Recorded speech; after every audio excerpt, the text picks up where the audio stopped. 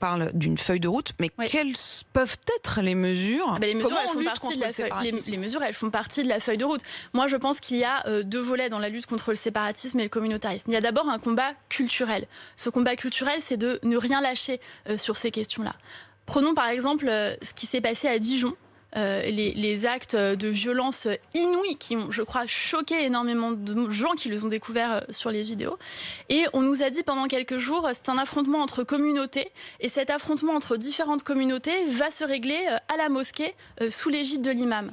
Alors moi, je crois que chacun a la liberté de croire. Et si des personnes qui sont en France sont des musulmans, des musulmanes, je défendrai mordicus leur droit à pratiquer leur religion librement, sans être stigmatisés pour cela.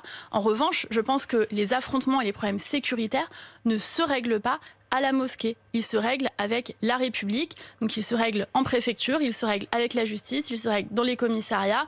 Et je crois que parler de communauté... C'est un problème culturel. Bien sûr. Ça se règle comment un problème culturel? C'est l'éducation? C'est l'éducation, c'est aussi les mots que nous choisissons d'employer. Vous voyez, Napoléon Bonaparte, qui était de Corse comme moi, Napoléon Bonaparte disait « les mots sont tout ». Et moi, je crois que les mots sont importants. Et quand on a un glissement de vocabulaire... Il y a quand même un moment aussi où... Pardon, mais quand on a un glissement de vocabulaire et qu'on commence à parler de communauté sans cesse, ça veut dire qu'on morcelle le pays et qu'on arrive à ce que Jérôme Fourquet appelle le puzzle français. Vous avez plein de simili-communautés qui s'informent dans leur coin, qui ne se parlent pas entre elles et qui ne partagent pas il faut pas en parler. Et le commun sont les valeurs de la République.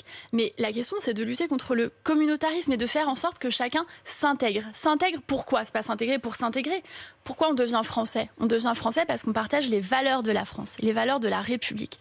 Et vous savez, moi j'ai fait, quand j'étais élue locale, quand j'étais maire adjointe, j'ai participé à des cérémonies de naturalisation et ce sont des moments solennels et très émouvants parce que vous avez des gens qui ont voulu devenir français, qui sont venus en France et qui viennent là acter qu'ils deviennent des citoyens français.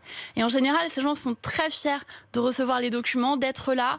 Tout le monde fait venir ses proches et on rentre dans la communauté nationale parce qu'il n'y a qu'une communauté en France. La République est une et indivisible. Vous êtes heureuse et à de ce votre moment-là, nouveau job? Oui, je termine là-dessus. Vous voyez que ça me passionne. Je termine juste là-dessus. Et à ce moment-là, ils intègrent les valeurs de la République française et ils les défendent. Et dans ces valeurs, il y a la laïcité et il y a l'égalité femmes-hommes également. Et oui, je suis très heureuse de mener ce combat avec le ministre de l'Intérieur et sous l'autorité du président et du Premier ministre.